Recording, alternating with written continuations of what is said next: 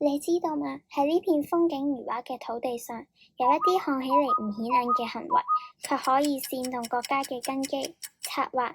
顛覆政權。或許只係一句話、一個舉動，但後果卻可以改變歷史。今日我哋將揭發香港國安法中分裂國家政權罪同顛覆國家政權罪嘅真相，守護你同我嘅共同家園。當意圖將香港從國家分裂出去嘅時候，呢個就唔單止係藝術嘅表達，而係法律嘅紅線。比如分裂國家罪係一條好嚴肅但係好容易誤解嘅法律條例。簡單嚟講，如果有人策劃、參與或者實施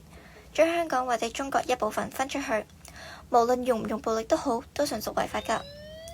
換句話嚟講，假如你話我想將香港獨立，呢句就唔係普通嘅言論，係一條法律嘅警告燈喺度閃爍。仲有更加大嘅紅線，比如係試圖將香港交俾國外，非法改變佢嘅法律位置。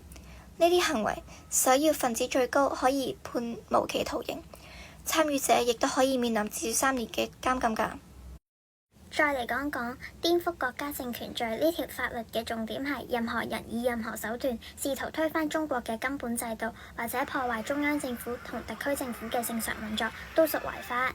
比如你試圖阻礙政府依法履行職能，或者發起煽動性活動，甚至只係資金嘅支持，都可能觸犯法例。後果，首要分子最高可判無期徒刑，煽動或資助者情節嚴重的，亦可判處5到10年。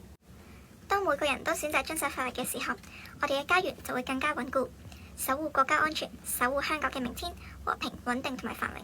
我哋一齊了解國安法，去守護共同嘅家。